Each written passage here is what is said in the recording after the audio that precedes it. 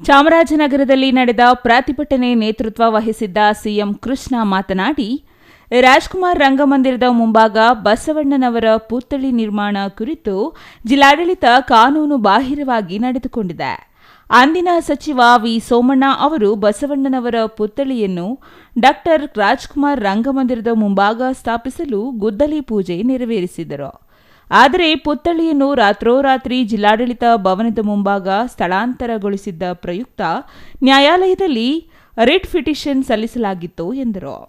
Encroachment ಮಾಡಿ ಒಳಗಡೆಗೆ ಯಾವುದೇ ಅನುಮತಿ ಇಲ್ಲದೇನೆ ಅವರು ಜಿಲ್ಲಾಡಳಿತ ಭವನಕ್ಕೆ ರಾತ್ರೋರಾತ್ರಿ 8 ಗಂಟೆ ನಂತರ ಟ್ರೇನು ಲಾರಿ ತಗೊಂಡು ಕೆಲವು ಸ್ವಾಮೀಜಿಗಳು ಕೆಲವು ವ್ಯಕ್ತಿಗಳು ಯಾವುದೇ ಅನುಮತಿ ಇಲ್ಲದೆ DC ಆವರಣಕ್ಕೆ ಬಂದು ನಮ್ಮ ಅಣ್ಣ ಬಸವಣ್ಣ ನಮ್ಮ ಹೆಮ್ಮೆ, ನಮಗೆ ಬೇಕಾಗಿರ್ತಕ್ಕಂಥದ್ದು ಸಾಂಸ್ಕೃತಿಕ ನಾಯಕ ಬಸವಣ್ಣ, ವಚನಕಾರ ಬಸವಣ್ಣ ನಮ್ಮ ಅಸ್ಮಿತೆ, ಅವರು ಜಗಜ್ಯೋತಿ ಅಂತ ಎಲ್ಲರೂ ಕರೀತಾರೆ.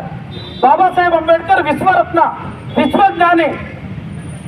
ಆದ್ರೆ ಇದರಲ್ಲಿ ಅದರೆಲ್ಲ ತಗೊಂಡಿರ್ತಕ್ಕಂಥದ್ದು ರಾತ್ರೋರಾತ್ರಿ ಜಿಲ್ಲಾಡಳಿತ ಭವನಕ್ಕೆ ಯಾರು ಬೇಕಾದ್ರೂ ನುಗ್ಗಿ ಏನ್ ಬೇಕಾದ್ರೂ ಮಾಡಬಹುದು ಅಂತಕ್ಕಂಥದ್ದು ಇವತ್ತಿನ ನಮ್ಮ ಹೋರಾಟದ ಪ್ರಮುಖ ಅಂಶ.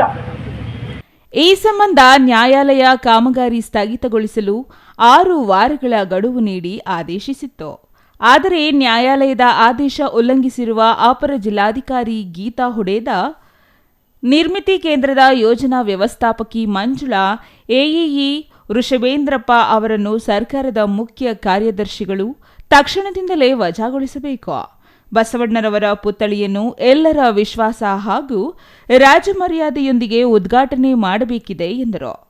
ಅಲ್ಲದೆ ನಿಗದಿಯಾಗಿರುವ ಸ್ಥಳದಲ್ಲಿಯೇ ಬಸವಣ್ಣನವರ ಪುತ್ಥಳಿ ನಿರ್ಮಿಸಬೇಕು ಎಂದು ಆಗ್ರಹಿಸಿ ಜಿಲ್ಲಾಧಿಕಾರಿಗಳಿಗೆ ಮನವಿ ಸಲ್ಲಿಸಿದರು.